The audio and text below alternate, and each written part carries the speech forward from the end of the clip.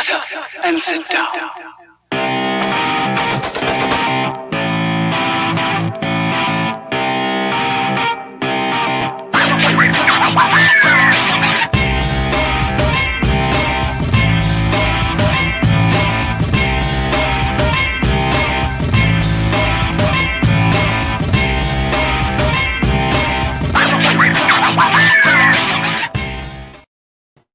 What's up, guys? Welcome back to the Fight for Liberty show, live on Free Speech Media. If you're watching this on one of the Lizard People websites like YouTube or Facebook or Twitter, go into the link in the description, watch this stream on Free Speech Media on DLive or Trovo or Float or something else that doesn't give your data or your money to the cathedral or the Lizard People or whatever the fuck you want to call those people, because they're gross. I've got a great show for you guys tonight. I'm super excited. But first, I got to tell you guys about what we're doing over at Nug of Knowledge. I know I talk about this almost every episode, but you guys really have to go over there and check out what we're doing. We just added a bunch of new products. We rolled out a whole bunch of new lines of CBD and Delta-8 THC cartridges. So go check them out. Use promo code UNITE and get 10% off. But today, we have the based, the beautiful Isabella Riley. Welcome to the show. Hello, thank you so much for having me on here. The based and beautiful. Wow, that's interesting. I like the alliteration there with the bees.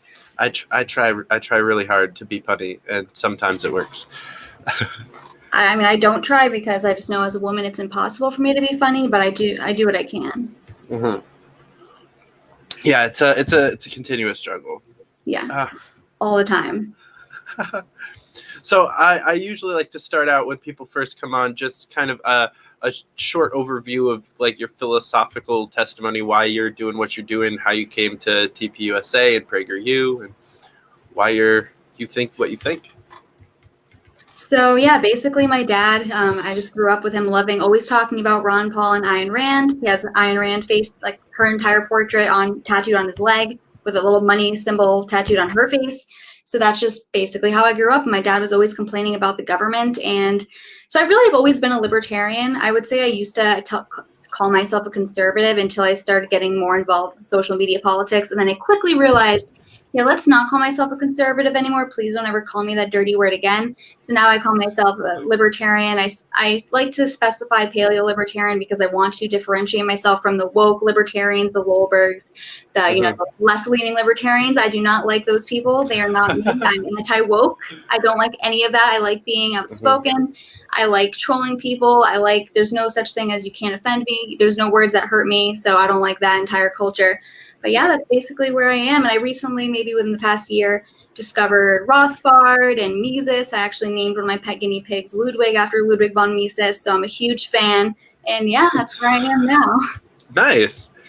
Yeah, I can definitely relate to my dad also being a nice like anti-government voice, even though now he thinks I'm crazy and like revolutionary and I'm too much of a libertarian and like, but who would build the roads? He threw that one at me the other day, and I was like, really, come on, man. It's pretty simple. It's okay. Who will build the roads? Well, you think the government's the only way to get that effectively done? Like as if no private entity could ever accomplish something like that. Mm-hmm. So only the unchecked power of the government, who is unaccountable to anything they do right or wrong, can accomplish that? Okay, that makes sense. Mm-hmm. Completely and totally. The thing is, to get roads built, we have to blow people up overseas. It's just, you have to do the both. You can't just build roads. It's a prerequisite. Yeah, you have to do it. It's necessary. So yeah, I agree. That's just what we've been raised to know. So yeah. Mm-hmm. Yeah, it's sad. So you have always been pretty much a libertarian. You said that when you got into social media politics was when you really started differentiating. What about was it just how gross the conservative brand was online, or did your opinion change? So I started doing making political TikTok videos. My original username was Conservative Isabella because I didn't really know where it was going to go and whatnot. And so it's now just Isabella Riley USA. But I changed that because there's a big trend, and it seems to be with the younger conservatives that are so pro banning porn. And I'm not saying, and they'll kind of make the same leftist argument. Well, where they will say, oh, you don't want to ban porn, so you're pro-porn. You love sex trafficking. And they make like the same arguments. I'm like, no, just because I don't think the government should ban something doesn't mean I love it. I think if there's consenting parties that agree to something of legal age over the age of 18, no one's being exploited, then yes, that should be legal. Mm-hmm. Sorry, you can't control yourself with your porn addiction. Not my problem. So, but yeah, so things like that where I saw some trend towards a more authoritarian right with the paleo conservatives, which I like the paleo aspect, but I don't think it's the government's role to be, mandating this paleo behavior. I think that should be done naturally, let people make their own decisions. But yeah, I think I was already identifying as a libertarian before I started taking Twitter seriously. I had an old Twitter account from high school that I haven't used in years. And after CPAC, my friend CPAC in the end of February, it was like February, March, that was the first time I went to a political event and my friends were like, okay, you need to start taking Twitter seriously. So that's when I started taking Twitter seriously. And I think I've always been a libertarian ever since my first tweet. So it was, I quickly corrected myself before Twitter, but yeah, that's why I know all this drama within the liberty movement happened before my really getting involved. And where were you in that? I don't know all the drama from before. Oh, I stayed out of as much of it as humanly possible. I did petitions, like ballot initiatives for most of 2020 because I was just like, I'm just gonna walk away from the candidate scene completely. I don't want anything to do with any of them that are running on any of the levels. I'm just gonna go try to keep tobacco legal in California and restrict the power of the governor of Michigan. Those are things that I can definitely get behind. So I try to stay out of the drama as much as I can. I don't even know where people used to stand though. Which ones were the local libertarians? Were any of the libertarians I follow now, were they the left-leaning libertarians? I have no idea. Well, I mean, I know you like Kevin Hobby. He's a left libertarian. So really? There's that. Interesting. He's a left libertarian right now. Yeah. Yeah. I mean, he's an anarcho-communist. Really? Yeah. Wow, I did not know this. I'm outing him live. Oh my He's probably one of our few people that might prioritize this over Dave Smith right now. I have a couple friends that are left libertarians, and I have a number of them. Actually, I really want to get into, because you called yourself a paleo libertarian, and that's that's a bad word if you ask some people.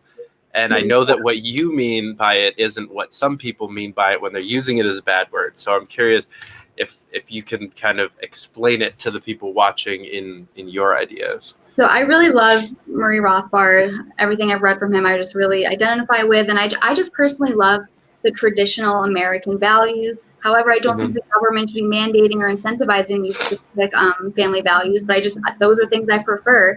I really reject everything that's going on with modern day feminism, all this woke culture. So it's pretty much identifies with other libertarians to specifically differentiate myself from the woke libertarians, because I really do see some sort of strategy too, the Rothbard and Pat Buchanan strategy of, you can still be a libertarian, but get your ideas spread through a populist movement. So I really do think that that's a great method of spreading ideas of liberty. But yeah, so what is the attacks on it? What, am I a racist Nazi or something? Well, I mean, usually, yeah. So the argument that I hear most often is that, or the simplification is that paleo libertarianism is right unity over liberty unity, that you'd rather align with the far right and the conservatives who might be anti-liberty than you would the leftists who are pro-liberty, which that might be true. Yeah, you have to, because when we're saying that the conservatives that are anti-liberty and the left libertarians that are pro-liberty, I would have to really see the specific issues that would classify them as those things, because I could see people who are criticizing paleo libertarians as saying, oh, well, you only want to become buddies with the conservatives that are anti-liberty and the leftists who are pro-liberty. Well, what are their issues? What define the pro-liberty leftists? What makes them pro-liberty, and what makes these conservatives anti-liberty? Right. Yeah. I mean, as long as we're not talking about straight up neocons on the right. Neocons. Right. Yeah. And that's why people. I wanted you to explain it, because people love to put their own meanings for words into other people's definitions. So if you identify as something Like, maybe ask them what they mean when they say I'm a blank, because whatever. What really bugs me is people ask me if I've researched it. I'll be like, oh no, I have friends who call themselves paleo libertarians and they believe this. And then people will ask me, well, did I read this thing? It's like, well, that thing has no effect on whether or not I have a paleo libertarian friend who believes this. Like, you can't research your way into understanding somebody better than they understand themselves. Right. And I think something important to do whenever you're having these discussions is, okay, let's define the terms that we are discussing before we start giving our input. Let's agree on these definitions before we even go further, because then you'll just be lost in definitions. Both parties are on just different pages. So, but overall, yes, I would rather unify with people on the right than people on the left. 100%. I don't like the woke culture. I think people are way too, babies all the time, which I see on Twitter all the time. People got really mad at my tweet the other day for saying I don't like the word y'all. I can't believe how mad people got. Like, I genuinely don't understand. If someone I was this close to coming in on that one, and I was like, you know what? I'm just gonna let her have her shitstorm over there.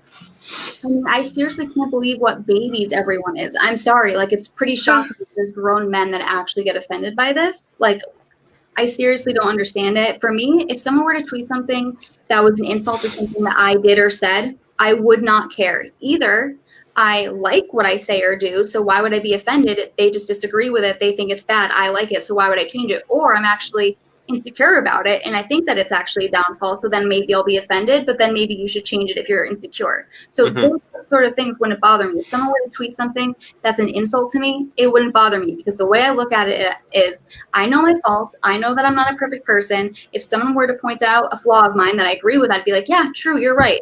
Or if they were to point out something that's a flaw or not true about me, I wouldn't let it bother me because it's not true.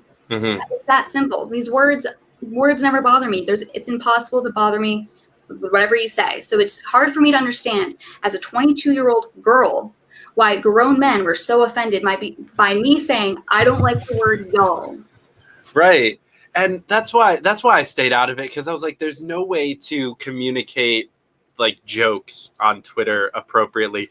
So if I came in there all like fake offended and like jokingly, it would have come off as just another one of those fucking assholes, and they're like actually offended. So I was like, yeah, let's just keep this one. I'm just going to ignore that one. That's the worst part about Twitter, is dad jokes don't translate good on Twitter. And so many people try to tell dad jokes on Twitter. I mean, it's kind of like the best thing about Twitter too at the same time, because you never know how people are going to react. And it's really interesting. I did not think that would be such a controversial tweet. I sincerely didn't. But it was. Someone said, I don't know who said it, but someone's like, this was your most controversial tweet. It's like, really? Out of all my tweets, there's a lot of controversial things I say. This one? Whatever. I'm waiting for somebody to yell at me for what I tweeted out just before this. Because I think I said, let's see if a woman could make any good points.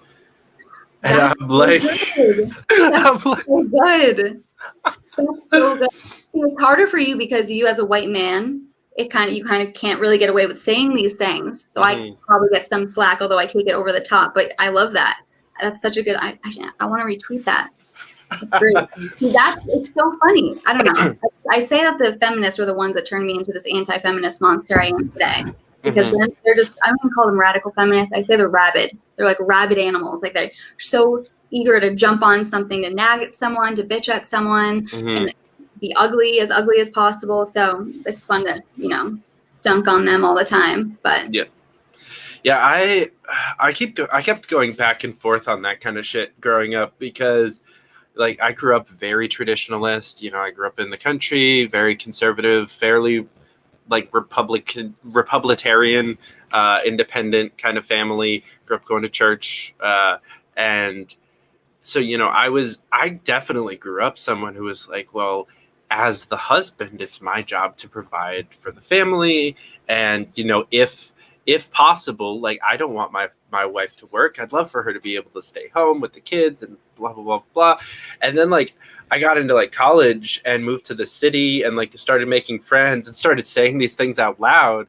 And everyone was like, oh, you're a misogynistic, sexist, this, And that's this, when you say this. yes. Well, at the time, I was just scared. I was like, what do you mean I'm a sexist? And then, like, I started talking to a bunch of people, and I, like, dated a couple of girls that were, like, I won't say I've ever actually dated a feminist, but I've dated people who were, like, the good kind of feminists. What feminists claim to actually be. Like, the actual, like, fight for equality and, like, just that, and, like, what they pretended they were 10 years ago. Rule number 1, never date a feminist. Yeah, I learned that lesson. But I started to, like, change that, and, you know, I am a fan of, like, the working woman somewhat, and, like, it's like the idea of, like, somewhat. I'm a fan of someone who has that much drive. But I never want them to, if they're married to me, I don't want them to be in a situation where they need to use it to survive. Yeah, so the funny thing about me, I don't know if you've seen, like, any other interviews I've done, I feel like I keep repeating myself, but I really just play the part as a trad wife. I actually have no maternal instinct. I don't even want kids, mostly because I think kids really do need a stay-at-home mother, and I want to be selfish in my career, and I just don't have a maternal inclining. I just don't.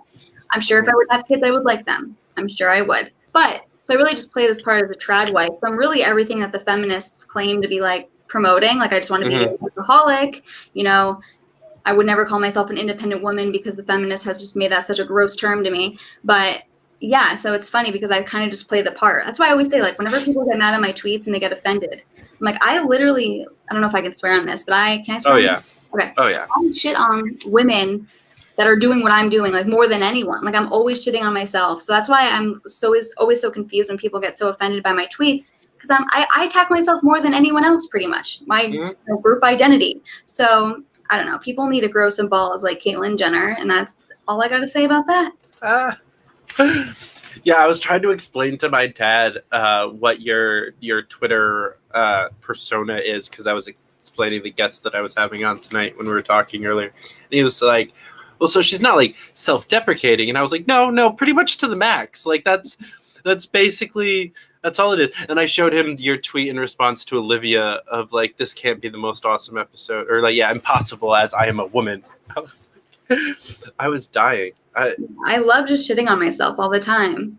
It doesn't bother. I just think that's great. Like, being able to laugh at yourself and shit on yourself, knowing your flaws, and, you know, just being able to joke about it. That's the best way to, you know, humor is a great way to get through any troubling times. Not that I'm going through any troubling times. I'm just saying, I think humor is the best way to turn a bad situation upside down. So there's a way to do that. And if you're always laughing at yourself, it's impossible, like you said earlier, to really get hurt. Like, nothing can offend you if you're literally shitting on yourself all day, every day. Right, like, exactly. When I grew up, my dad would always tell me, you know, words don't hurt. Like, only sticks and stones will break your bones, whatever the phrase is. And it's so cliche, but I just have a memory of him always saying this to me. And it really gave me such a thick skin. And I'm so happy about that now because, you know, when I was a little girl, maybe things would make me upset. And my dad would be like, why are you upset about this? It's stupid. And I would not understand, but now I do understand, because when there's actually problems that I have to face, you know, I can actually deal with them rather than think something that some random person on the internet says to me is life changing and it's going to break my heart, because it's just not anything. If anything, I thrive off the hate comments. I will always look when I'm looking at my hate comments or my hate DMs. I'm like, please, can there be a worse one? Like, make it as terrible as possible. Great content ideas. I've turned it around. I capitalize off the hate, so I love it. Monetize the haters. I love it. Exactly. So how did you get roped in with TPUSA and Prager U? So just basically through, like, after CPAC, TPUSA asked if I wanted to be an ambassador. I was honestly shocked, to be honest. Like, I don't know. They retweet my tweets a lot, and sometimes I'm like, so you're seeing my tweets, right? Like, I'm just waiting for the day for them to be like, you're a little too extreme for us. But as of right now, it's fine. But same with, I was a Prager Force member, and then they asked me to be a Prager U influencer. I don't really do much for them, to be honest, besides, like, sometimes they'll ask me to make videos and stuff, but I don't really talk to anyone from there. I joined Prager U Live last week about feminism, but yeah, I don't really, people always ask me, what do you do for them? Not much, honestly, to be honest. But yeah, it's cool. I can go to like their events, TPUSA events. Get to go there for free, and they'll pay for travel and hotel and VIP tickets, which is really cool. And there's 2 events this summer. Which, by the way, are you going to the y'all? Wait, Yes. I just Revolution. Yes, I just registered. Yes, I will definitely be there. I've never been. Well, I mean, this will be by then it'll probably be like my 4th political event, but I don't even know what to expect. I heard Ron Paul was speaking, so I was like, okay, gotta go. Daddy Ron Paul will be speaking. Daddy and little bitch boy, Rand Paul. That's why I didn't mention him. I mean, okay, for who we have in the Senate and the House, like he's awesome, but obviously compared to Ron Paul, like, come on. So yeah, he was the great disappointment. Yeah, when you're comparing, it's like when it depends on what your perspective. Because if you're comparing it to his father, he's disappointing. But if you're comparing it to other members of Congress in the Senate and the House of Representatives, then he's a star. So based on perspective, he's my favorite senator. If that's anything. Is he yours? I guess so. Ted Cruz is good. Oh no. He's okay. I mean, he's better than Josh Hawley. I mean, Kamala Harris was a good senator.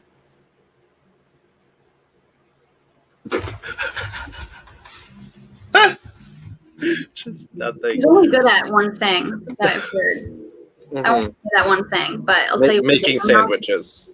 Well, no. It requires her mouth to be wide open, but that's all I will say.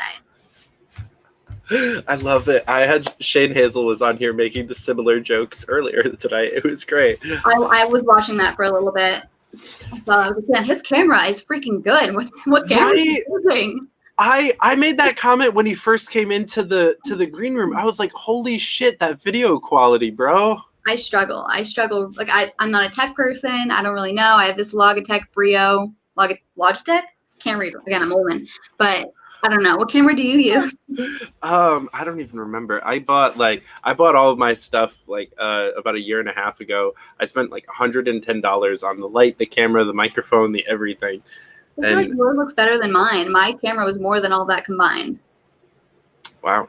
My ring light, $99. I'm a bargain shopper. But yours looks better. Like, what the hell? I actually I went to school for this for a little bit before I dropped out and realized that school is stupid. No waste of time and money. Yeah. Well, yeah, I used to want to be a lawyer until I realized. So I've always wanted to be a lawyer. I grew up. I was always feisty. Never stopped bitching at people and arguing and debating my whole life. And that's what I was always planning on doing until I got food poisoning for my LSAT. And then I realized, well, you know what? I never wanted to be a practicing lawyer. I just wanted to have the law degree behind my name for credibility to enter the field of politics. So after consulting with a few lawyers and some bigger lawyers in politics, they were like, well, unless you want to be a practicing lawyer, how about you not waste $60+ K a year for 3 years to get a degree to just use it for credibility? Yes, it does add credibility. That sounds really cool. You have a law degree. But do I need it? No. So the one thing I do love is the conservative push against schools. I think that's great. I also love, and this is something Trump brought into the Republican Party, but the anti-war sentiment. This wasn't a thing until Trump. So his rhetoric really has made the Republican Party much better, in my view. So that's why a lot of libertarians will say, you can't like Trump as a libertarian. I always say, I'm the opposite of most conservatives. Conservatives will say, I like Trump because of his policies. His rhetoric, though, his tweets, not for me. I'm the opposite. His policies, I like his rhetoric. I like his tweets. The meaner, the better. That's what I like about him. He actually popularized the terms fake news and, the mainstream media is the enemy of the people. Sometimes people can't understand these concepts until they have a phrase and words to actually conceptualize it. So I think he's done amazing things for the Republican Party. And he's a great, influence. Not saying that he was a great libertarian. He wasn't a libertarian. He increased the size of the state. But in terms of messaging, he really does provide a good framework for what liberty candidates need to do to actually, win a populist message. That's how we can appeal to Republicans, by saying the elite's against you. They hate you. The mainstream elite, the corporate press, as Michael Malice has coined that phrase, the education system, everyone, they're all against you. The political establishment, which includes the Bushes, the Clintons, whatever, they're all against you. So let's form an alliance against the elite. Mm-hmm. So yes. I think that's a winning message. Tulsi included in that. People that like Tulsi should be included in that. So it's a big camp, and it's a great way to win. Yeah. Yeah, 100%. The liberty message. There's the Mises Caucus just released an ad, and it starts off with a clip from like a Ron Paul 1988 campaign. I'm pretty sure that clip is from, and it's talking about how she's just like kind of dumbfoundedly saying, "It appears the liberty message appeals to both persuasions." And it's just like this like super calm, like dry news reporter voice. And it's just like, yeah, no shit, Sherlock. We've been saying this for 50 fucking years. I mean, the Libertarian Party was started by a bunch of hippie leftists that understood economics better than the rest of them. And we're like, hey, this country's going to shit. Maybe we should do something about it. And it's been that since the beginning. And a bunch of people have tried to make it into something this way or that way, or that we're just Republicans that smoke weed or just Democrats that like guns. And no, we've been principled in our stances for 50 years now. And right, it has a logical consistency that the Republican Democrat parties cannot claim to have, because they kind of pick and choose when they want to follow the Constitution. As Mark Levin on Fox News always says, and I totally agree with him, well, the left, but conservatives do it too, but I really do primarily think it's the left. They use the Constitution to abuse the Constitution. So they use it to ruin it. So they'll pick and choose times when they care about any parts of the Constitution. But like, they'll say that it's a racist document. The people who wrote it, the men who wrote it, were just white, evil slave owners. That's it. That's all you could that's all you need to know about them. That's it. At the same time, when there's parts of the Constitution that actually upholds what they want or backs up what they want, then they'll be like, but in the Constitution, it's like, no, it's either a racist document that should be disregarded or you want to follow it. Pick one or the other. Mm-hmm. I choose racist document that should be disregarded, not because I think it's actually racist, but because I think it should be disregarded. So yeah, I used to call myself a constitutional conservative, and through listening to people like Tom Woods, Dave Smith, Michael Malice, it'd be really awesome. The Constitution would be awesome if it was followed. It's not. So like, what's the point? And it's kind of sad as a former, I loved the Constitution. It's definitely the most perfect written document in existence for politics. That and the Declaration of Independence, maybe the original draft of the Declaration of Independence that actually had language to abolish slavery, but written by Thomas Jefferson, who was a slave owner himself. But he actually, there's kind of a story behind it. He didn't have any money besides, he married into a family that had slaves, and that was the only way he had money. So it's kind of a tricky, and a lot of people are people are so quick to assume that I would never be doing this in the past. So, you weren't living then. You don't know what you were like. So let's stop acting like you'd be the best person back then and the only person standing up against these things. Oh, hell yeah. My favorite correlation with that is environmental activists that drive shitty old gas guzzlers because they're broke. It's like you are Thomas Jefferson. Right. Yeah, very true, because he wouldn't have money if it weren't for, not saying that these cars get them anywhere, but you're right. It's kind of maybe not as perfect of a correlation, but you have Bernie Sanders, who's one of the queens of environmentalism of today in America, and he's taking private jets. These people don't actually care. Put your money where your mouth is. I swear the left, they really care about what is said rather than actions. I really believe this, because they'll just hear something the mainstream media will say and they'll believe it, and they don't care whether the facts actually back it up or not. So they don't even care. I mean, these people, it's kind of talk. So you said you were more of a, you came from being more traditional Republican. You didn't ever come from the left? No, I went to the left for a very short period of time, but after going down into libertarianism, I kind of touched the left libertarian thing for a little bit. I did work for Tulsi, so I have been an evil Democratic operative before. A Russian agent. And a Russian agent, yes. Sure. I mean, I like Tulsi. I think that she won't always identify herself as a Democrat her whole life. I'm curious to see how long that lasts. I actually think that she would have been... She used to be a Republican. She did? Yeah, she grew up a Republican. Interesting. Her dad's a Republican. Huh. I didn't know that about her. So weird to see her. I'm kind of sad that she left Congress. Seems like all the good people always leave, and I think right before she left, her and Thomas Massey, who's a pretty impressive congressman, teamed up on something about getting rid of the Patriot Act, right? If I remember that correctly, which is obviously a great thing. So we need more people that are trying to downsize the size and scope of the government in government, but unfortunately those people tend to always leave their positions of power because they don't actually want positions of power. Right. Or they realize that being a congressman isn't a position of power. Yeah. In Justin Amash's case. Yes. Yeah, he's interesting. How do you feel about him? I'm a big fan. I think that he's a newer, I'd say he acts like a new libertarian, even though he's been a libertarian for a decade and a half. He's still a little bit entrenched into that Republican thought process and he's a little bit statist. Yes, I was just going to say he has a lot more faith in the government than I would say myself. I definitely identify with the Mises Caucus, the Mises Institute Libertarians. That's who I really identify with. How about you? Where do you place yourself on the liberty scale? So as far as the caucuses go, I am a member of the Pragmatist Caucus. Because tell me more about that. I've heard Dave Smith talk about this, but I don't know much more besides for what he has said, which is just a brief, like running over the parties. Yeah. So the Prags, it's entirely to do. It's a non-ideological caucus. All we care about is winning elections, making the Libertarian Party actually a political party that wins elections. The pragmatic approach. Right. And okay. So it has nothing to do with like milquetoast messaging or how the candidates work at all. It's just making it to where they can win elections. So we team up with people from all the other caucuses, from basically anywhere on the political spectrum in the party. If you think that some radical anarchist messaging is what your town needs for their new city councilor, then okay, like that's where we're going.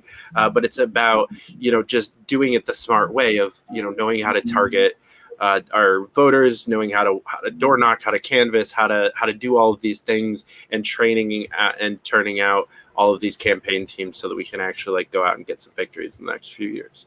That makes sense. So did you watch the Tho Bishop, Dave Smith debate? I haven't yet, no. I watched like half of it, but it's kind of an interesting, because I see both sides of it. I did watch previously a while back Dave Smith debating, I think, what's his name, Eric Brakey? Yes, and I remember when I watched that, every time each of them spoke, I was like, okay, he's right. And then it would go back and forth, and they really both have such good points. And my view is I think in terms of short-term strategy, the best way is through the Republican Party. Long-term strategy is through the Libertarian Party. It needs time to build. So it's kind of like, what do you do in someone that's living right now? Like, do you want to help build the long-term strategy, but you may never really see the true results or the benefits of it?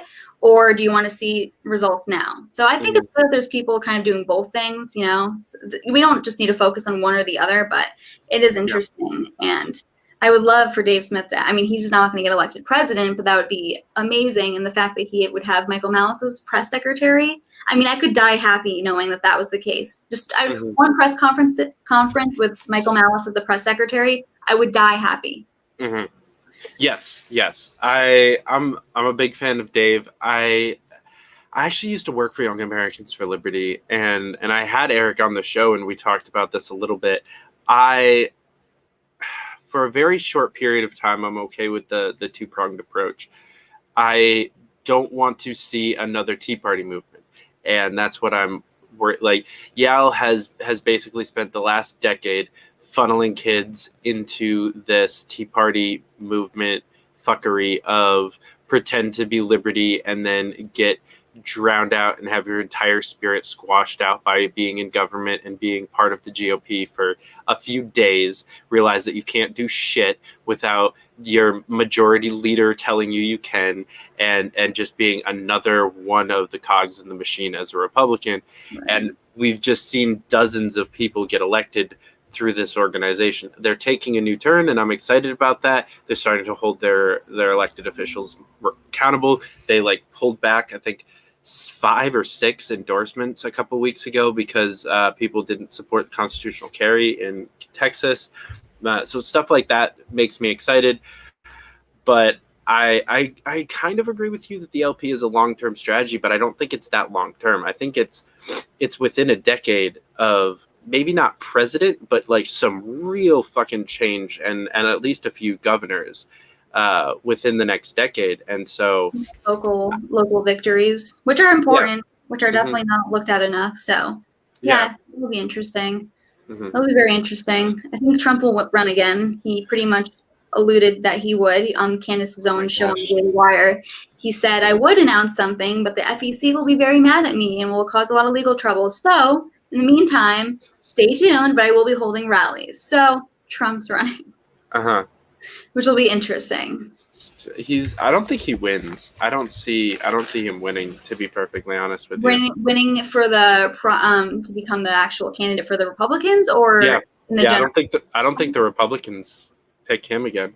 I think that would the only person that really could challenge him is Ron DeSantis. That's the only person I see actually posing a threat to him. So I asked Shane about this earlier. How do you feel about Matt Gaetz, Marjorie Taylor Green? So I love them. I think they're hilarious. Not that I agree with everything that they do or whatever, but I think, first of all, Marjorie Taylor Green is hilarious. She's a troll. She loves trolling people. I respect that about her. I love that they're both just, anti-political establishment. I've actually had the opportunity to meet Matt Gaetz, get dinner with him a couple times. He's really, from what I know, very genuine person, is not worried about all these, the mainstream media trying to destroy him. They're trying to destroy him right now because he's actually effective. But he is someone that he does not care. Like, he will call out Kevin McCarthy. Like, he's someone that's like, I don't care. I will call out these people in my own party, and I don't care anything about it. He's also teamed up with people like AOC to get to go push through decriminalization of marijuana. So he'll work with people from the other side to try to downsize the size of the government. I've talked to him, and he describes himself more as a libertarian than even a conservative, but he just runs in the GOP. So I personally really like him. I like that he's not afraid to be outspoken. I love when people are willing to criticize people in their own party. He does not like Matt Gaetz, I'll tell you that. I mean, he does not like Kevin McCarthy. Kevin McCarthy is a rhino and protects people like Liz Cheney, who is now finally out. Neocon queen there. But yeah, Liz Cheney's one of those people that's just so fun to hate on Twitter. Fun person to tweet bad things about, and I feel bad. But I mean, she also likes to kill children and women across the foreign nations. So right. But what are your thoughts on Gaetz and Green? I don't agree with Gaetz's politics. I would never vote for him. But I was excited about the idea of him being the Republicans' choice in 24. That I've been talking. I said that back in January. I was like, it's going to be Gaetz, and him picking Marjorie Taylor Green was cringe. I was hoping that he was going to go at least somewhat. Well, actually, him picking a running mate already for a race that's 3 years out, because you can tell that's what this is. They just did a national tour together. He won't run if Trump is running, and Trump's going to run. That's a fact. Fair. He won't run against Trump. That's true. But yeah, him going around with Marjorie was a cringe moment. If he had gone with Lauren Boebert or Nancy Mace, that would have been based. Is Nancy I have to look her up, because if she's someone who I think she is, I don't like her, but I could be thinking of the wrong person. I mean, she does kind of come across as a bitch. She's from South Carolina. How do you spell? Is it B-A? Yeah, Nancy Mace. N-A-C-E? Oh, Mace. Okay, let me look. Oh yeah, no, she's everything that she's the typical Republican that you should hate. She's actually, I campaigned for her a little bit. Not necessarily by choice. It was biased. It was a Yao contract, but dude, so I went to work for her, ended up working for her, Graham, and Trump, and it was like, yeah, not fun. Got out of there as quickly as possible, but she was a great candidate as far as candidate goes. Her resume is fucking. She was a good stacked. candidate. Yes, until it became unpopular to support Trump, and then she was like, "Oh yeah, never mind. I don't like." So this is what For me, I would much rather team up with people this is why I don't hate Marjorie Taylor Green, because she is, just like Trump, just like Matt Gaetz, a middle finger to the political establishment. I cannot stand people who will, like, she had Trump, or Nancy had Trump help her win, and then as soon as it got a little, controversial to support Trump, now all of a sudden she doesn't like Trump and she'll denounce him. So you're unloyal. You just care about maintaining your little, establishment throne or whatever. I will never trust you again. I like Marjorie Taylor Green because she, even though she says some wacky stuff, I don't care. I say wacky stuff. I don't care what she said online years ago. I genuinely don't. I don't even know what she said. That's how much I don't care. And I care that she's willing to say, like holding Kevin McCarthy accountable, holding Liz Cheney accountable. I want people in our government, if we're going to have anyone in our government, right? I don't agree with it, but if we're going to have anyone, I want people that will actually hold people like Kevin McCarthy, the rhinos, accountable, and Liz Cheney and Marjorie Taylor Green and Matt Gaetz both were so strong in their opposition to Liz Cheney, and if anything, really helped take her leadership role taken away from her. Mm-hmm. Yeah, so, yeah, I'm 100% with you. I'd rather have principled people I disagree with than like snakes in office, all the time, all day. Communities will shift to whatever is convenient for them at the time. Mm-hmm. Yeah, I did love Nancy.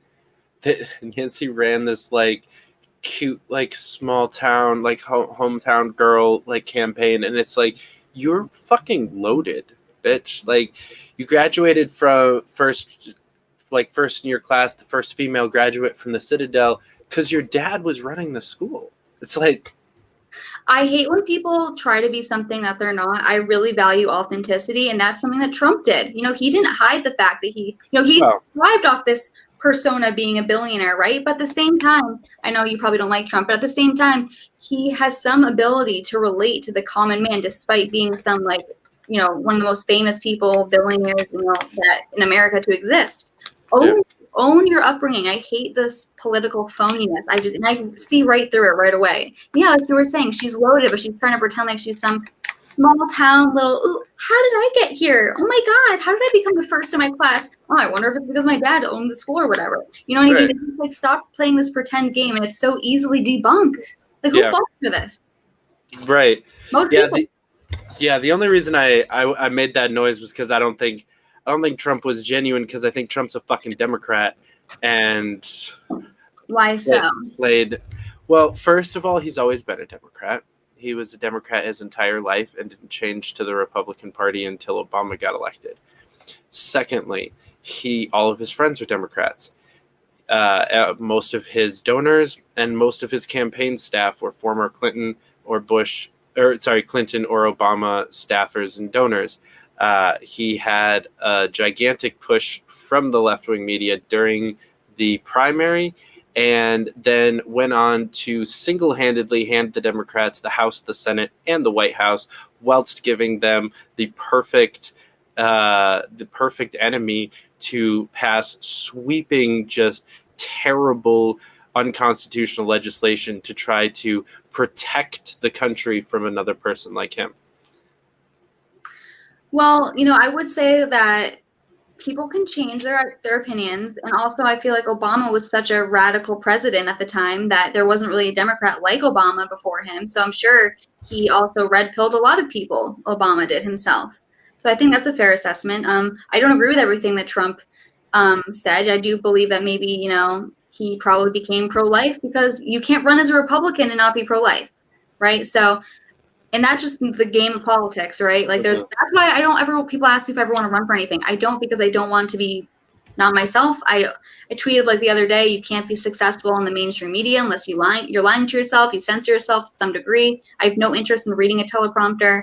But I don't know. I do see him being like a businessman, and just seeing like the overreach, and he had to work with Democrats in the past, because that's how he's able to get by on these little tax breaks, like, here, I'll do this for you, little favors, and people would say, well, you're part of the dirty game, and he's like, no, you guys wrote the laws.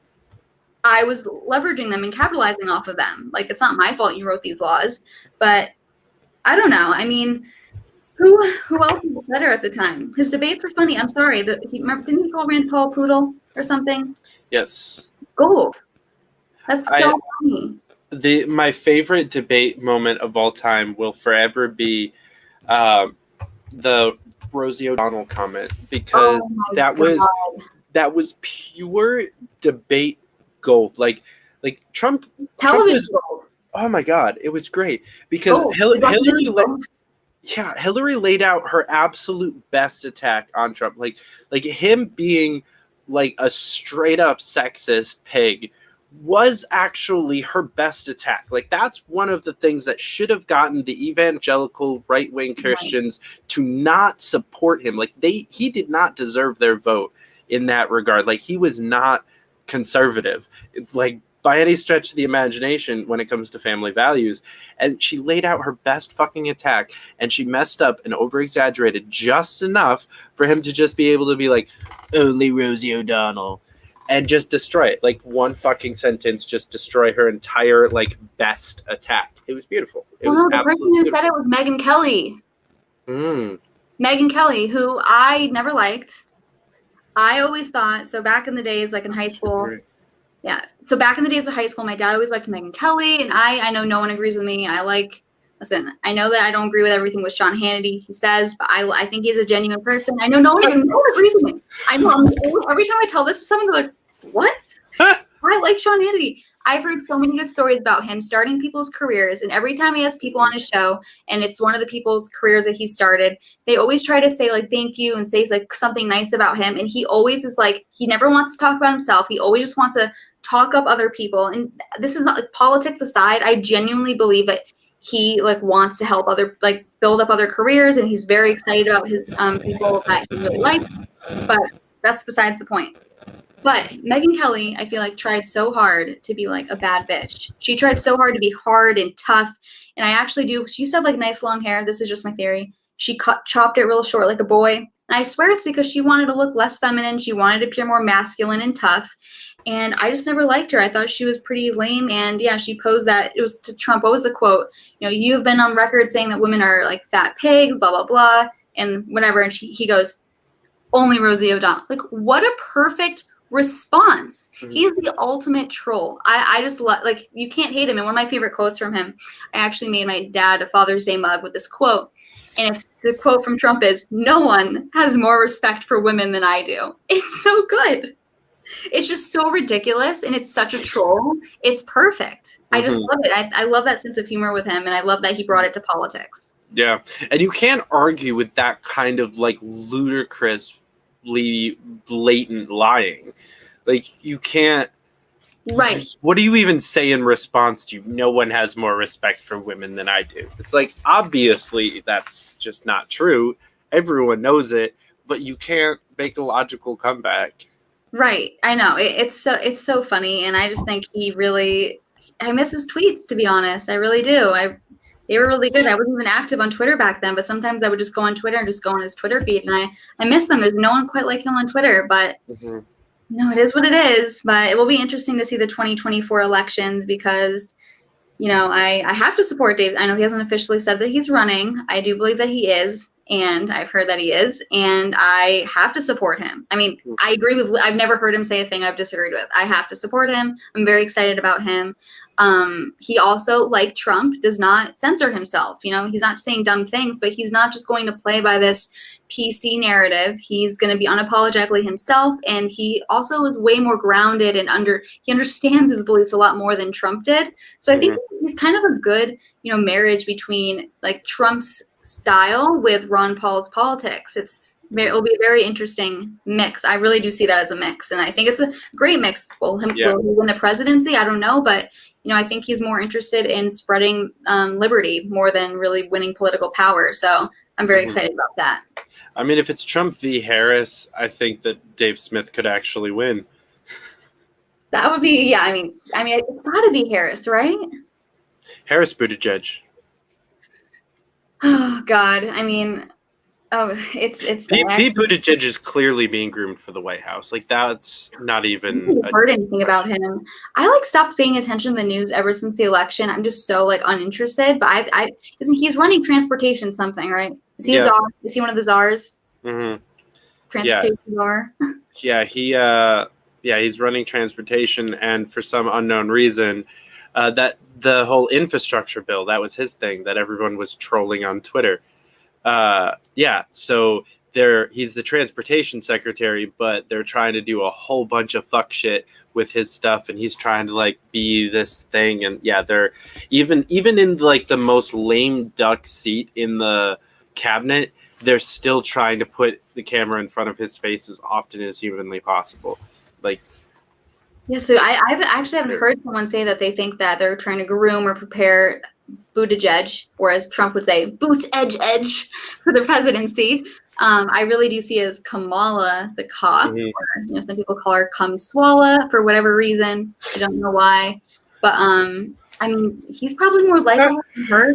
Like, she's the one person that makes Hillary Clinton seem tolerable. You know what I mean? And Hillary is the one person that makes Bill Clinton seem like, when you look at the Clintons, you're like, I'd rather, even though Bill Clinton's like an alleged rapist and sexual assaulter, I would rather, like, as a woman, I would rather spend a weekend with Bill Clinton than Hillary Clinton, because that's how terrible she is. Like, she makes him seem good, and then Kamala makes her seem good. Someone's gonna top Kamala, literally. You know what I mean? You've heard the rumors about her. She supposedly blew her way to the top in California. Oh, for sure.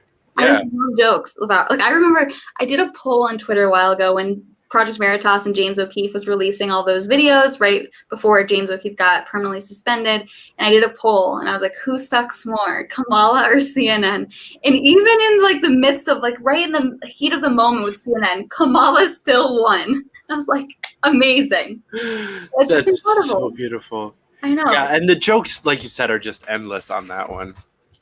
It's a beauty. And Biden, it's sad. It's sad. I mean, my friend Vish Bira, you can find him on Twitter. He actually has all the contents to Hunter Biden's laptop. Like, he has all of them.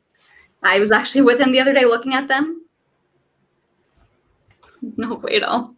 No bueno. I don't know how much I can even say, but I can maybe tell you some more. You're gonna get my YouTube suspended or something. Oh yeah, no, I'll shut up. It's totally fine. No criminal no criminal content. One thing I will say though, in terms of, and this is like a positive, this is beneficial to Joe Biden. Reading their text messages between Joe and Hunter, it makes you feel bad for Joe, because Joe is like a loving father. Like, what can we do for you? Like, and Hunter's a psychotic drug addict. So and it just really reminds you that, these people are just humans. They have their own human conflicts and in their family, and it's honestly sad. But at the same time, Joe Biden did put Hunter Biden as his like coin man, and like I was talking to my dad about it, and he was like, I would never put you in a position where you would be in legal trouble for like my shady dealings. Right. So it is messed up, but laptop's not good to say the least. I did you watch House of Cards? No, I don't. So I stopped watching any fiction, any like shows, movies years ago. I tried to watch it. I'll tell you why I couldn't years ago, because the first episode, and this is where the one thing I'm a little bitch about. So my one sympathy is with animals. The first episode, the dog dies. I don't want to see that. I'm like, why do you have to show it? And then I'm like, screw it. Even though everyone's like, you love politics, watch this freaking show. Oh yeah, the guy, wasn't he Spacey? Is that Spacey? Yeah. I'm surprised I knew that. He seems fun. I might want to hang out with him. They definitely they have the vice president in that, and they do. I think they portray the job of the vice president and the mindset of the vice president, and just like how much of just a token dumb fuck the vice president really is, so well in that show, because to the point where like the VP in that show resigns as vice president to run for governor of Pennsylvania again, which is his home state, because he hates it, because it's just the worst fucking job. And you look back at Biden during the Obama years, and it's so much of the same stuff. He's just like, there's a scene where the president's doing like one of those special bill signings, and they have all the fancy pens, and he's giving them out, and he doesn't give one to the vice president, and he's like a little bit like that. It becomes like this thing that like eats at him, and it's like kind of pathetic, but it's like it's not out of, he doesn't give it to him, not give it to him intentionally. It's just like because he forgets about him, because he's just like this fucking old geezer that no one gives a shit about. And he just like, he wants to leave and go be governor again. He's trying to go leave the second highest office in the land to go do something else because of just how pathetic of a job that is. Yeah, he's like a placeholder. That's pretty much what it is. And I mean, I know Obama and Biden try to pretend like they were some best friends, but we all know that Obama must be so embarrassed of Joe Biden, thinks he's an idiot buffoon. Because even though before, Joe Biden's crazy gaffes now, he was even making gaffes all the time. And Obama must have been so embarrassed by him. And VP is kind of like a placeholder, which is kind of like, okay, you want to impeach Trump? Okay, we got Mike Pence. Right. Mike Pence? Back then. That was my favorite thing during the impeachment. It was there was a video that went viral. Impeachment? One or two? I enjoyed the first one. The second one was just a clusterfuck. Yeah. But the first one, I was going around and it's like, so are you guys fans of the impeachment? And because I was at a bunch of like leftist rallies in New York during that time, and everybody's like, yeah, impeach Trump. And I was like, yeah, hell yeah. President Pence all the way. I can't fucking wait. And just walk away. It's such a good troll. It's so great. You should have got videos of that. That would have been, I don't know if you did, but that's a good troll. Yeah, it was so much fun. And it's like, yeah, I firmly believe that they picked Pence so Trump didn't get assassinated. Interesting. I've always thought, removed from office. I'm scared. Yeah, right. Because would they really want him? I was always scared that Trump would be assassinated. He seemed like prime target for presidential assassination. But I mean, good thing he didn't. I wouldn't want anyone to be assassinated. Maybe. No, I'm kidding. But yeah, I don't know. Trump, we'll see. He's been looking a lot better lately. It looks like he's lost a lot of weight. So he's looking being good. Off of Twitter, it does wonders for the skin, for the soul. Yeah, so me being on Twitter, it's all for you guys. It's really a terrible thing on my body and soul, but I love Twitter. It doesn't seem to be affecting you at all. Twitter's fun. It's fun. Who are your favorite accounts on Twitter? Ooh. Well, we were talking about like there's no one else like Trump. I think Michael Malice is trying to fill his shoes pretty well. I got quote tweeted by Michael Malice the other day, and I felt like I was finally a real libertarian. He has like quote tweeted my stuff before, like a little anarchist flag, and he's like responded to me before, but like still doesn't follow me back. But you know what? It's fine. I'll take it, Michael Malice. You're fine. It's fine. There's certain people like I'm like, bitch, if you don't follow me back, bye. But, like he's one of those few people that I'm like, okay, you deserve to not follow me back. It's fine. I love him. Yeah, I was talking to one of my friends just in the thread about his episode with Yaron Brooks on the Lex Friedman show, which was an amazing conversation. Oh, good. And I said that I don't remember what I said. I think I said that Michael makes it to where I would rather have a blunt with him than interview him. Or something like that, just because like I want to just like have a real conversation with him as a friend, almost more than I like want him on the show and like for the clout and the whatever. Yeah, for sure. He quote tweeted it and he was like, well, I've got some bad news and some worse news, because what I forgot is Malice is sober. I've watched like all of his interviews. I've never even heard him say that, so that's weird. Sober. Yeah, he doesn't talk about it that much, but he is sober. So which I did know before I hit that set, because actually what was funny is I almost said grab a beer with, or sorry, no, I almost said grab a blunt with, and then I was like, I don't think he smokes, so I said beer instead, and yeah, he also doesn't drink, and yeah, so I got the Malice troll, but within the same like 10-minute span, Jessica Vaughn followed me back. And so I was like, man, she's got 3 times as many followers as you anyway. So fuck you, Michael. Yeah, no, she's been like following me for a while now, and she has her tweets are really impressive. Like she's very smart and obviously gorgeous, and yeah, her and Malice. A lot of the times, if I'm tweeting her, Malice will kind of get into the conversation, but I'm not worthy yet. But it's fine. I'm a woman. I'll never be worthy unless I have as many followers as Jessica Vaughn. There you go. You just got to be a Playboy cover model, apparently. Not for me. I don't have the boobs for it, unfortunately. Maybe I could buy them one day. Maybe. Just need a good sugar daddy. Ew. Ew. That's great. Never. Yeah, she's really based. I really much enjoy her content and her pictures. I'm kidding.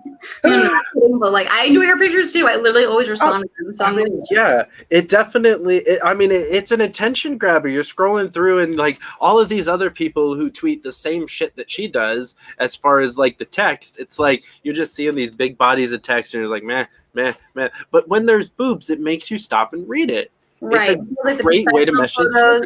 Yeah, no, she has like the professional photos too, like the good. High quality photo shoots. No, I know. I agree with you. Definitely the hottest Liberty woman there is. Damn, that is a claim right there. We'll tweet that later. That's a fun debate though, because there's some pretty good contenders in that. Who are the contenders? Let me think. I have to go on my Twitter. I don't even know. There's a few. Mm-hmm. Like I don't think Caitlyn Jenner would be a contender, but. No, probably not. There's the legs for it, you know, or the genitals. Did she get the surgery or he? Whatever. I have no idea. I know. I'm so uninterested. Like that's how interested I am about it. I don't even know. So I'm so gonna get canceled just for that question being asked on my show. Listen, you only get canceled if you allow yourself to get canceled. Okay, that's the only thing. Just don't apologize. Yeah. After I went on Reed's show a few months ago, I don't think that I can ever be canceled for anything. Him and I did an episode together where he made the logical argument that Christians should be pro-abortion, and we were also complimenting the Nazi flag and their uniforms for a little bit. It was a rough episode. You can compliment the appearance of a flag and clothing without supporting the ideology behind it. Right. Those are separate issues. Obviously, people with low IQs can't distinguish that, but we smart people can. Reed actually just asked me to be on his show. I'm not sure when, but I like his tweets, so that'll be exciting. Reed's great. Reed is actually my best friend. We met up in New Hampshire back in like November of 2019. So yeah. Who are your favorites? Who are your favorite, like... Okay, my favorite Liberty Twitters. Group. My group. Ooh. Definitely Reed, Kevin Hobby. My friend Original Stacia has some really... She's been tweeting a bunch of stuff about, like, the COVID stuff and the vaccines, and she runs a news site called Second Look News that just put out a thing about, like, voting systems and how they're rigged. So fun times. And Magnus Panvidia, of course, I can't forget. Who was just suspended. Yeah. Because so random. He's a domestic terrorist. Aren't we all? I mean, he's a little bit more serious of one than we are. Really? What even got him suspended? I was so shocked. Maybe I haven't seen his controversial tweets, but... Well, he's a boog boy, so... what is that? I don't know what that is. So the boogaloo is... fun... Learning. Basically, I mean, the boogaloo is it's a decentralized thing. So to try to explain it all as one, but basically, it's just a anarchist-ish militant group that is preparing actively for the possibly necessary defense against a tyrannical government or police force. So an actual insurrection? Yeah, that. Based. Can I become one of them? Are women allowed? Oh, yeah, actually. Really? Okay, it's not as based anymore. That's the funniest part is that they get labeled as like a sexist, racist, like white supremacist group, of course, because, of course. But yeah, they have like a whole bunch of like Black women in the group. It's like, fuck off, people. Yeah, I mean, it's just ridiculous. I was recently on Gavin McInnes's show, and we were going over the NYPD's like terrorist list of groups, And like Proud Boys is number 2. Like number 19 is like Nazis. Like it's in order, but like Proud Boys number 2, actual Nazis. Like number 19. Also, even mention Antifa. Like who are they? It's just an idea. It's not an actual movement. Like shut up. But it's honestly comical. Like who they label as like these terrorist organizations. And, you know, Proud Boys being a white supremacist, another fellow white supremacist movement. That whose leader at the time when all these claims were being taken out was some I don't even know what color he was, but he was not white. Hispanic or Latinx, I think. Latinx. Oh, Latinx.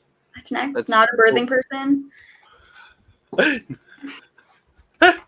Yeah, I actually grew up with some people, with some Proud Boys. Like I was pretty close to joining a chapter here in upstate New York when I was in high school.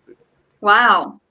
You almost got you almost became a domestic terrorist. You're this close. So are you what is it? Whatever. I am not. I travel too much and have way too little money to have all of those guns and equipment and things and training because I'm usually doing other things. Oh yeah, they're like. So is this like based on Antifa? Basically, yeah. I mean, they work with Antifa pretty consistently because. Gavin McInnes actually said, because he has some like anarchist roots and inclinations in him, in his political ideology, and he says that he likes like Antifa when they first started, you know, kind of overthrowing the government, that whole vibe, but like obviously Antifa is just trying to destroy private businesses and just be like menaces in the streets. They're not actually trying to overthrow the government, so he doesn't like them now, but he likes the beginning and the roots of Antifa and like what they were supposed to be. Yeah. So. Well, just like most organizations do, the national narrative on them got co-opted. I mean, it's the same.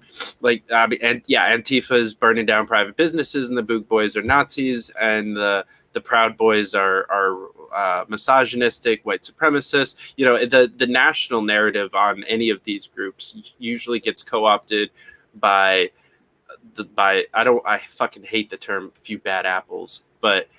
You know, that's normally what happens. With Antifa, those few bad apples got really loud and burned down a lot of shit. But the other thing is there have been about 5,000 Antifa marches in the last year, and about a couple dozen of them were violent, and those were the only ones that we heard about.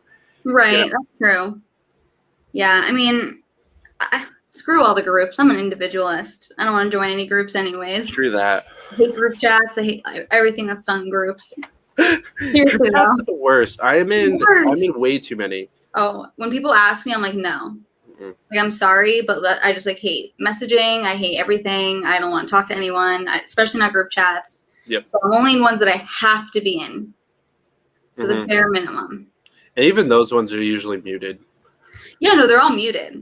That's a given. They're all muted. They're all silence them as women should be silenced, but. Yeah. That's a meme I'm gonna make later. I like my group chats like I like my women. Oh, good one! Oh my god! I always say I'm not creative enough to come up with memes, but just these like, I need to tweet that. I need to tweet that before I forget. Because I will forget that. Yeah, I have two group chats that I care about. One on Twitter, one on Facebook. There's like a unity chat on Twitter that's got like Reed and Kevin and everybody else that's been in it from the start. And then we actually added a whole bunch of new based people into there. And then there's one on Facebook that's just like a shit talking group for when we're all on Clubhouse.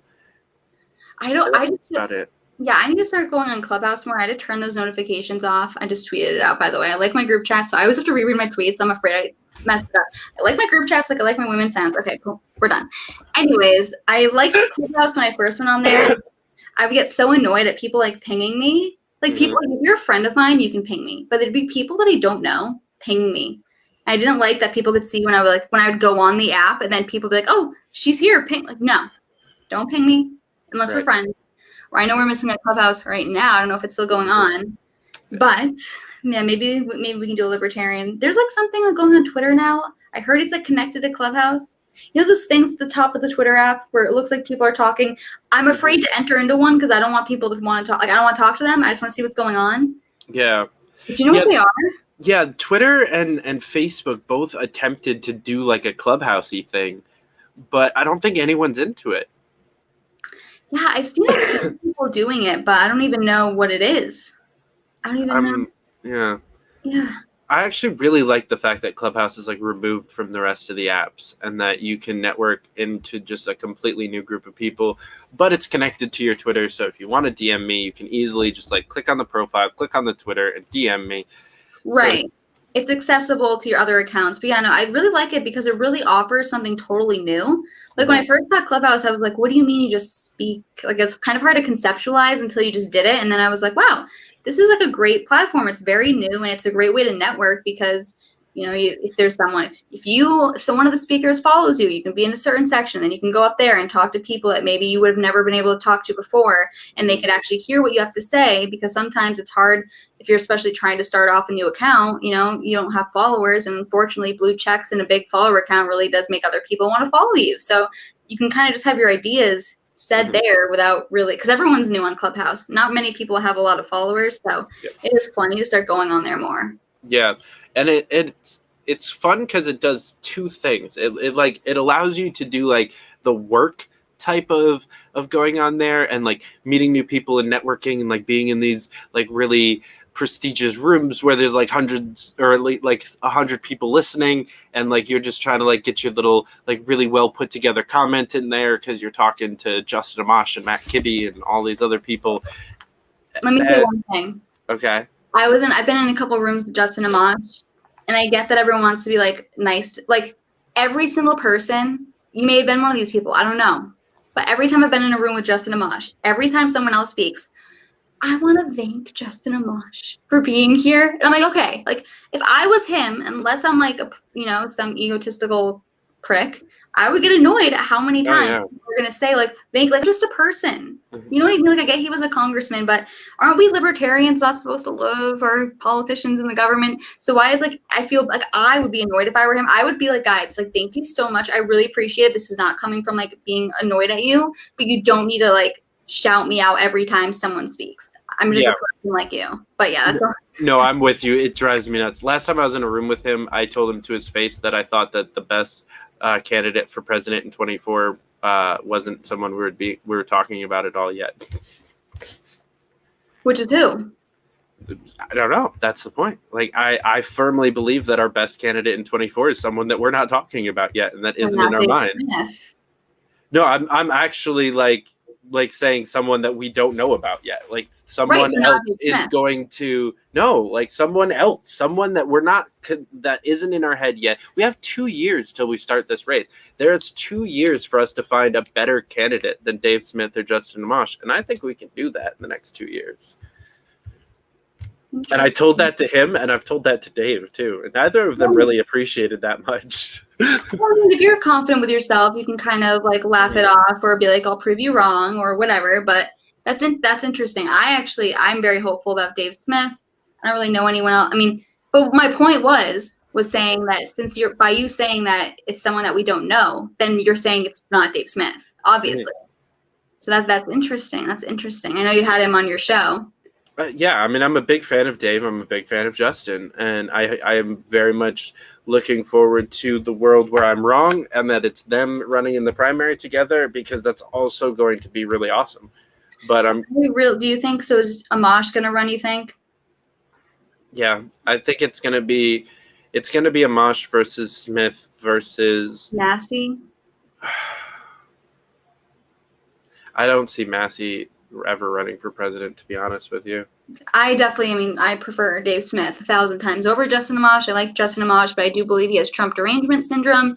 And I watched his episode on Michael Malice, and I think that he was being like very fair and whatever, but he is, with status to some extent. I forget the specific issues, but he does have some inclination to say, well, the state could handle this. Yeah. Which why? Like, no, it can't. But I wish I remember the specific issues, because it's kind of like I'm talking out of thin air. But I don't know. Who do you like more if you had to pick right now? Between the two of them, right now, Dave. Okay. But I think that by the end of the primary, I don't think either of them will be the same as what we see them now. as now.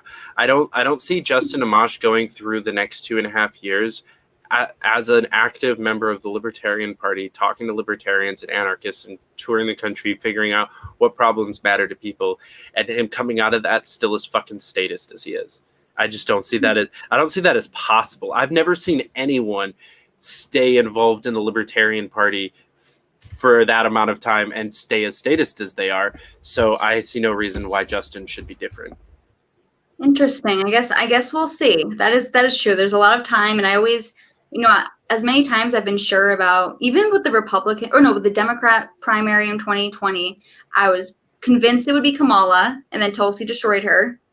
And then I was convinced it would be, who did I think next? Maybe I thought it would be Bernie or something, or Elizabeth Warren. And then out of nowhere, Joe Biden just took everything after Super Tuesday or Super Thursday, one of those days. He just swept all the states right after, was it Klobuchar and another one? Buttigieg. They dropped out, and then they all the Democrat Party really consolidated support behind him. But you never know. Things change so quickly in politics. So that is very true. And I haven't really been keeping up with Libertarian Party politics because Gary Johnson, ew. Joe Jorgensen, ew. Not exciting. Not, ew. So how do you feel about Spike Cohen? I actually don't know that much about him, to be honest. Really at all. I follow him on Twitter, but I feel like I never see his tweets. So I don't really know much about him. Do you have any positions you can tell me and I can give you my opinion? Well, I really liked the fact that he was unapologetically radical in his messaging, but understood how to actually connect that with the people that he was talking to. So he's got a couple of good speeches and he's a decent speaker, but my favorite videos from him are the ones of him just actually going around and talking to people.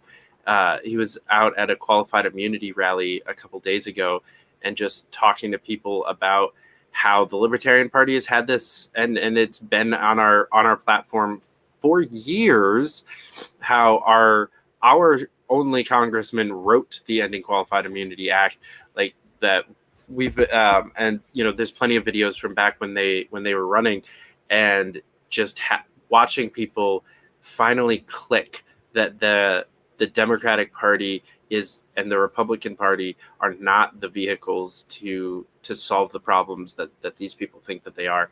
And just watching him wake people up time and time again was just a beautiful thing.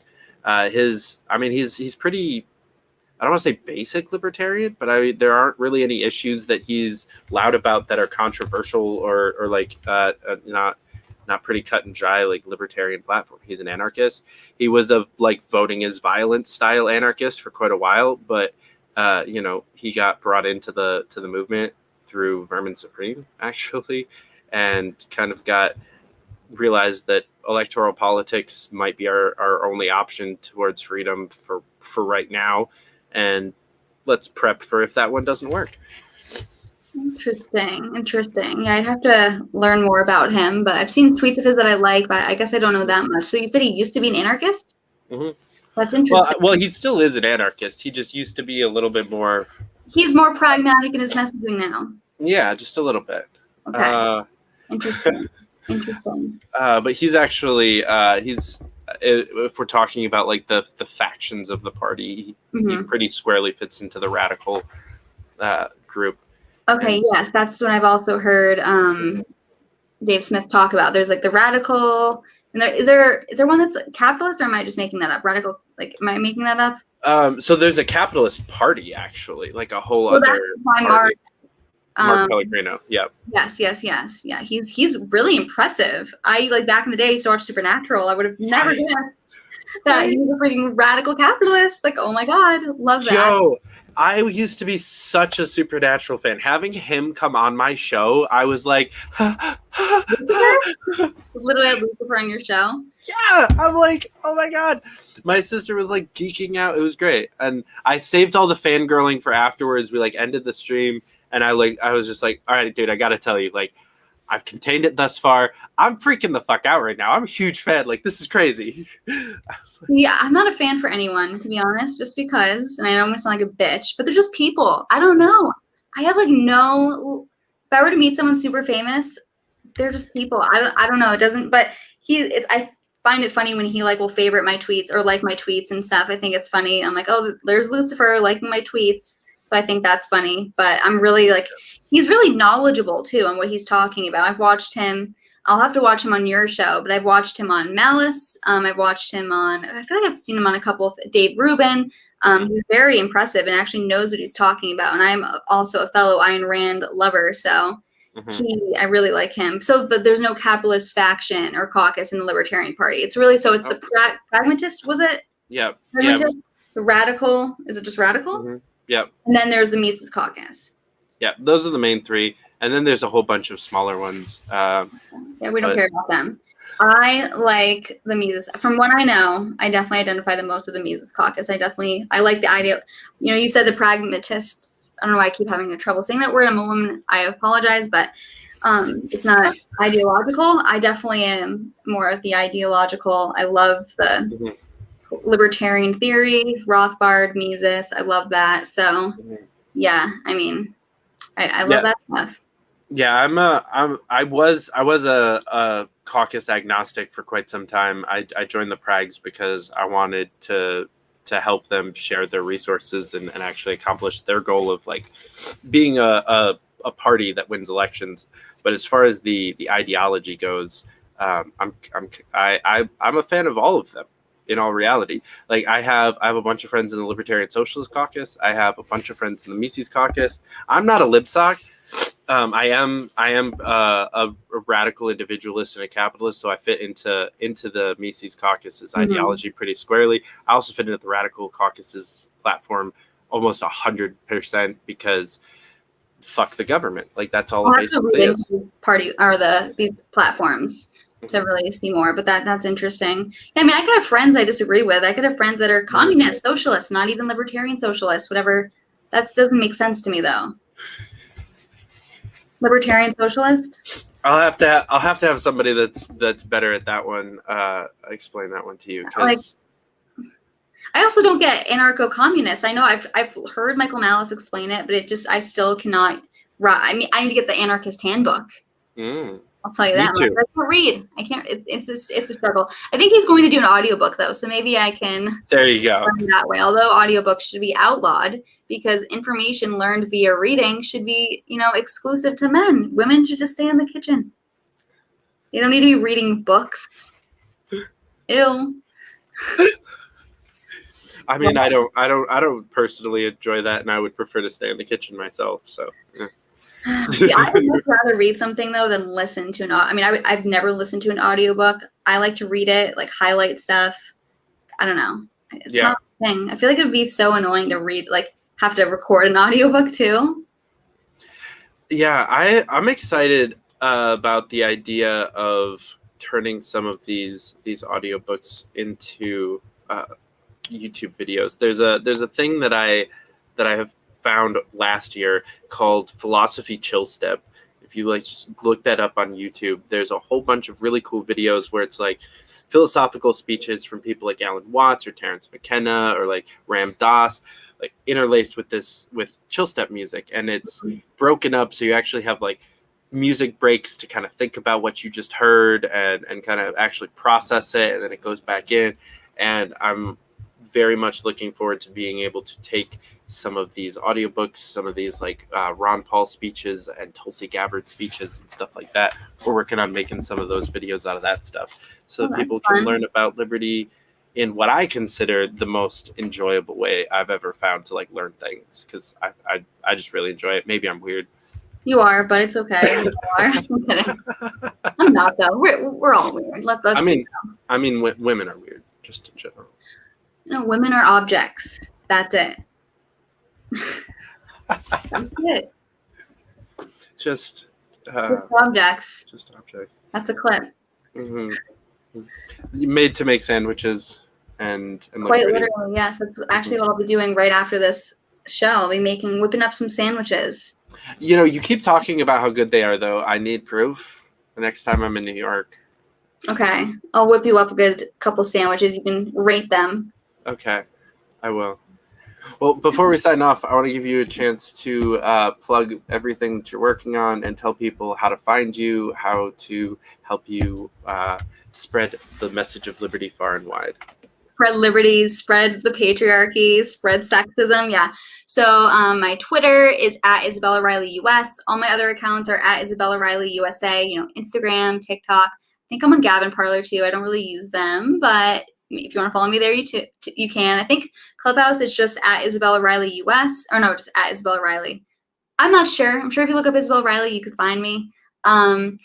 Yeah, that's pretty much it. I have like a new show on Censored.tv with Gavin Wax, who's the president of the New York Young Republicans Club. He's really cool. We pretty much just fight in our shows. We just bicker, and that's what we do in normal life. So you can follow our Twitter account for that, which is just at Spiel Censored. It's called The Spiel. But yeah, that's pretty much it, I think. All right. Well, I am excited to see that show. That sounds like a fun time. Maybe. And I don't know why they would ever let a woman co-host a show. But don't worry, I like immediately after I go back in the kitchen, so don't worry. That's good. I mean, you made like 1 or 2 points, so I guess. No. You don't need to be charitable with me. You can be honest. Just, I mean, 1 or 2. You know, it was all right. Mm-hmm. Well, Isabella, thanks so much for coming on. This was great. Thanks so much for having me on. It was great actually talking to you. Yeah. Guys, thank you so much for watching. If you haven't already, follow Isabella on everything that she just said. Subscribe to the channel. The button is in that direction. One of these days, I'll point in the right way. Finally. I'll probably be on Clubhouse here right after this, hopping in there with Dave Smith and Justin Amash and Spike Cohen and all them people. I'll probably see you there. All right, guys. Catch you back here next time. Until then, keep up the fight.